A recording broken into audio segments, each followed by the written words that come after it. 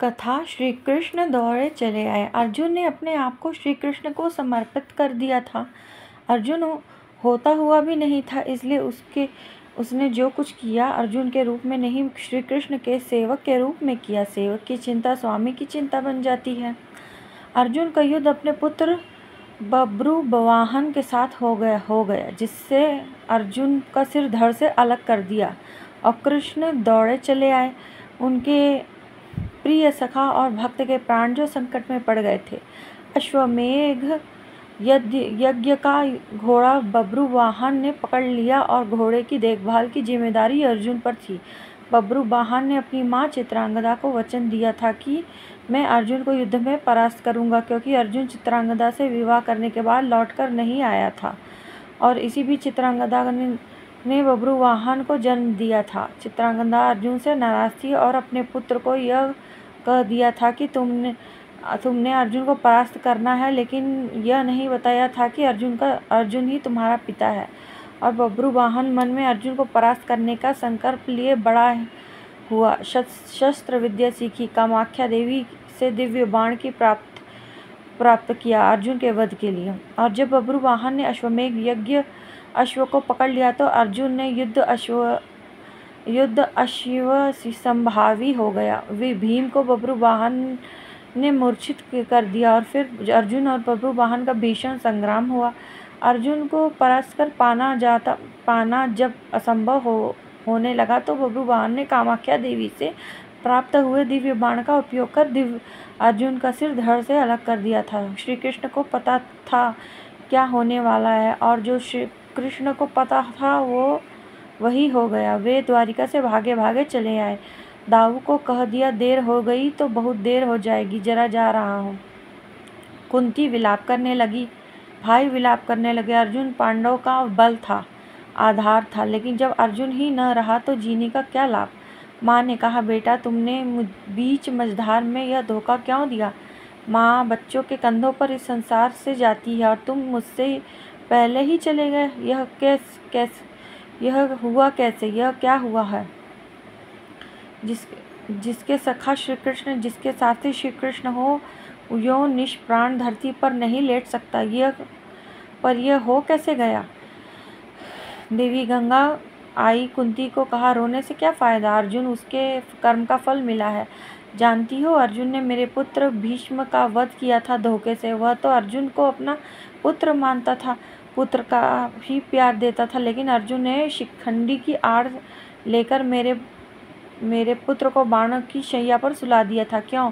भीष्म ने तो अपने हथियार नीचे रख दिए थे। वह शिखंडी पर बाण नहीं चला सकता था, वह प्रतिज्ञाबद्ध था, लेकिन अर्जुन ने तब भी मेरे पुत्र की छाती को बाणों से छलनी किया। तुम्हें याद नहीं, लेकिन मुझे अच्छी तरीके से याद है। तब मैं भी बहुत रोई थी। अब अर्जुन का सिर धड़ से अलग है। बब्रुवाहन ने जिस बाण से अर्जुन का सिर धड़ से अलग किया है वह कामाख्या देवी के माध्यम से मैंने ही दिया था। अर्जुन को परास्त कर पाना बब्रुवाहन के लिए कठिन था। आखिर उसने मेरे ही बाण का प्रयोग किया और मैंने अपना प्रतिशोध ले लिया। अब क्यों रोती हो कुंती। अर्जुन ने मेरे पुत्र का वध किया था और अब उसी के पुत्र ने उसका वध किया। अब रोने से क्या लाभ, जैसा उसने किया वैसा ही पाया। मैंने अपना प्रतिशोध ले लिया। और प्रतिशोध शब्द भगवान श्री कृष्ण ने सुन लिया, हैरान हुए। अर्जुन का सिर धड़ से अलग था और गंगा मैया भीष्म की माँ अर्जुन का सिर धड़ से अलग किए जाने को अपने प्रतिशोध की पूर्ति बता रही थी।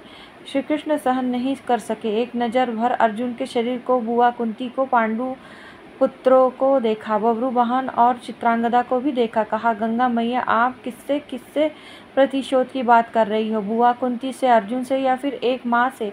माँ कभी माँ से प्रतिशोध नहीं ले सकती। माँ का हृदय एक समान होता है।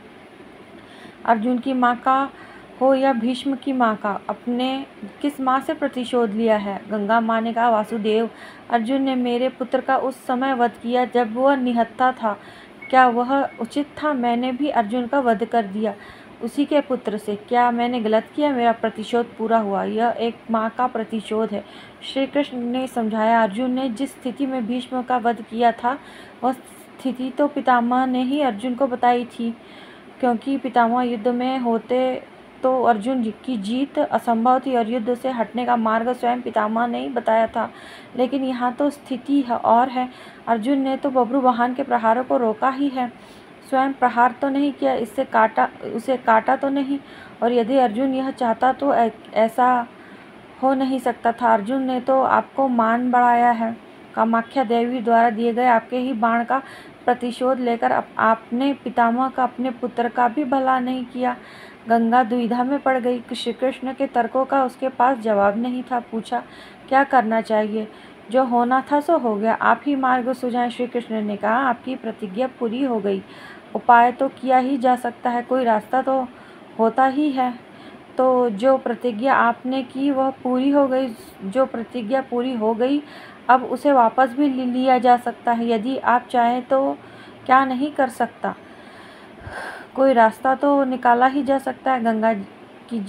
गंगा की समझ में आ गया कि और माँ गंगा ने अर्जुन का सिर धड़ से जोड़ने का मार्ग सुझाया। यह कृष्ण के तर्कों का कमाल था। जिस पर श्री कृष्ण की कृपा हो, उसने अपने आप को श्री कृष्ण को सौंप रखा हो, अपनी चिंताएं सौंप दी हो, अपना जीवन सौंप दिया हो, अपना सर्वस्व सौंप दिया हो, उसकी रक्षा के लिए श्री कृष्ण बिना बुलाए चले आते हैं।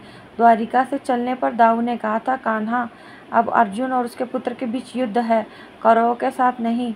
फिर क्यों जा रहे हो? तो कृष्ण ने कहा, दाऊ, अर्जुन पता नहीं कि वह जिससे युद्ध कर रहा है वो उसका पुत्र है, इसलिए अनर्थ हो जाएगा और मैं अर्जुन को अकेला नहीं छोड़ सकता। भगवान और भक्त का नाता ही ऐसा है, दोनों में दूरी नहीं हो सकती। और जब भक्त के प्राण संकट में हो तो भगवान चुप नहीं बैठ सकते। अर्जुन का सारा भाव हो और कृष्ण दूर रहे, यह हो ही नहीं सकता।